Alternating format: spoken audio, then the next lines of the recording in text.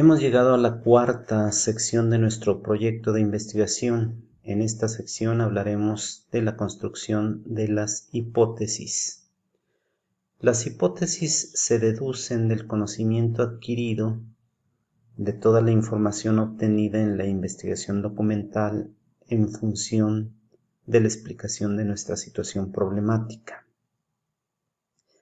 Dado que la teoría o las corrientes de pensamiento que explican nuestro problema de investigación se construyeron desde un punto de vista lógico y argumentado, nos toca ahora construir el enunciado de una hipótesis basados en ese conocimiento. Las hipótesis entonces las vamos a definir como un resultado probable y adelantado, porque se hace antes de iniciar la investigación, respecto de lo que nosotros creemos que pudiéramos encontrar al término de la misma. Así entonces, hay muchas clasificaciones respecto de las hipótesis. Hay verdaderos tratados que nos hablan de el número de formas en las que se pueden clasificar.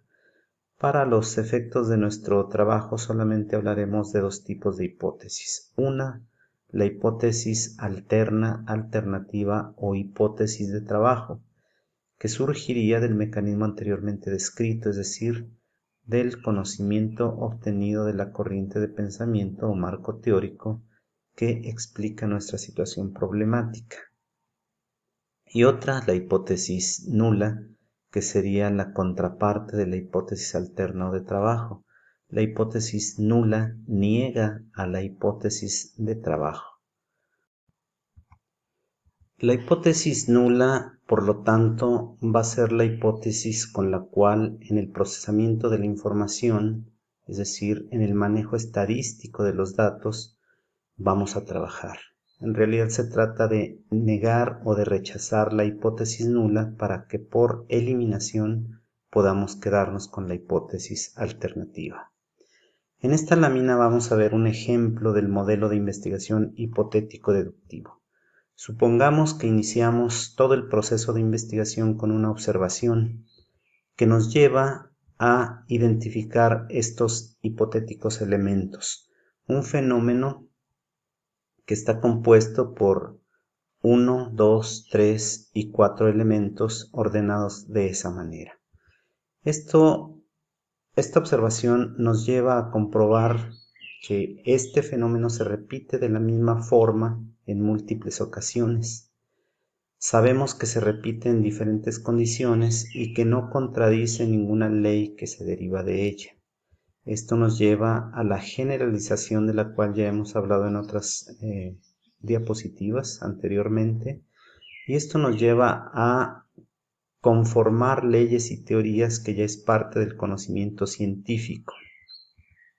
Esto nos lleva a que cuando encontremos un fenómeno parecido al anterior, podamos, en base al conocimiento que he mencionado, podamos hipotetizar si este nuevo fenómeno, también conformado por elementos 1, 2 y 3, tiene una parte oscura que no sabemos identificar en este momento. Podemos hipotetizar en base a la observación, en base a la generalización, en base a las leyes y teorías ya logradas, en base al conocimiento científico, podemos hipotetizar cuál será ese elemento que ahora no nos resulta claro en este nuevo fenómeno que estamos observando.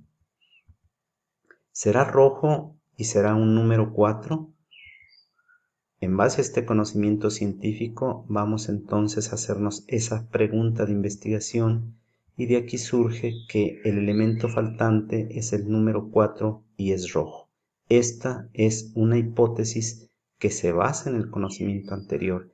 Esta sería la forma de formular o de llegar a una hipótesis basándonos o fundamentando esta en el conocimiento. Así entonces tenemos para lo que hemos mencionado dos tipos de hipótesis. La primera, la que hemos identificado en la diapositiva anterior, sería la hipótesis de trabajo o hipótesis alternativa. Esta es la hipótesis que guiará toda nuestra investigación, puesto que es el resultado deseable. Es la claridad respecto a la ausencia de conocimiento que tenemos en este momento respecto de un fenómeno. Aquí se menciona algo que ya hemos dicho en las líneas anteriores. Este tipo de hipótesis se deriva de la teoría que hemos investigado en nuestra aporte documental literario. Es una suposición adelantada, como ya hemos dicho, del resultado que se espera en nuestra investigación. El siguiente es la hipótesis nula. El elemento faltante no es el número 4 ni es rojo. Como hemos dicho, esta hipótesis nula contradice, contraviene o niega a la hipótesis de trabajo o hipótesis alternativa. Aunque esta hipótesis es nula, es la negación de lo que queremos, es sin embargo la hipótesis que nos sirve para contrastarla a partir del tratamiento y procesamiento de la información, y la finalidad es rechazarla para quedarnos finalmente con la hipótesis alternativa o hipótesis de. La explicación de por qué procedemos de esta manera se puede encontrar en las explicaciones del científico y filósofo Karl Popper, cuando habló de las demarcaciones del conocimiento, y hablaba de que la hipótesis nula sería o expresaría el conocimiento actual y por tanto cierto de un fenómeno.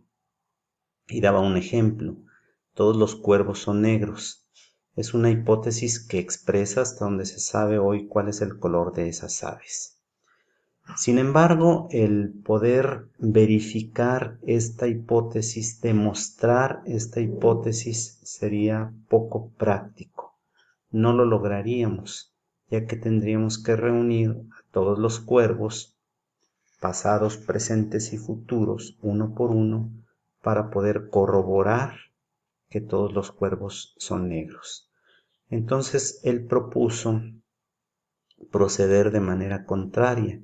En vez de buscar comprobar lo que dice la hipótesis, había que buscar la excepción para poder rechazar dicha hipótesis.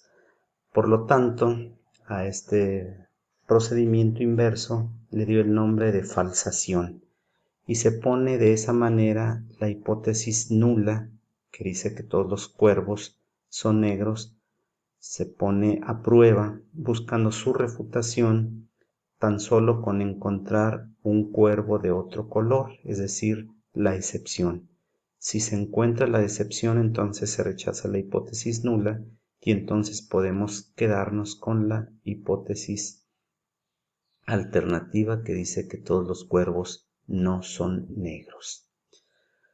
Vamos a ver cómo se procede en la contrastación de esta hipótesis nula, tomando un ejemplo. Este ejemplo dice que el esquema o régimen alimentario X no ayuda a disminuir el peso corporal de los niños. Así entonces debo comparar, desde luego hablando con cifras, de cómo estaba el peso corporal de los niños antes y cómo terminó al final de la investigación, es decir, de la intervención, donde se les dio un esquema o régimen alimentario. Estas cifras se contrastan utilizando una herramienta estadística, y su resultado se ubica en una distribución de probabilidades y se decide si se rechaza o no se rechaza la hipótesis nula. Aquí tenemos una curva de probabilidades, tenemos la delimitación de dos desviaciones estándar hacia la izquierda del centro de esta curva y dos desviaciones estándar hacia la derecha desde el centro de esta curva. Esta parte sería la zona o región de rechazo de la hipótesis nula. Esta del centro sería la región de aceptación de la hipótesis nula y esta otra también sería rechazo de dicha hipótesis. El error de tipo 2 estaría en el centro, en las líneas verdes que delimitan esta zona o región de aceptación.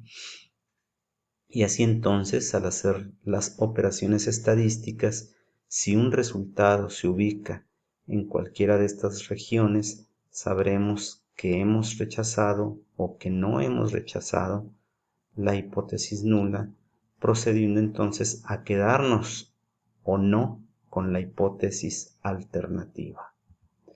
Acá tenemos el error alfa o error de tipo 1, que sería el que está ubicado a los lados derecho e izquierdo de la curva de probabilidades.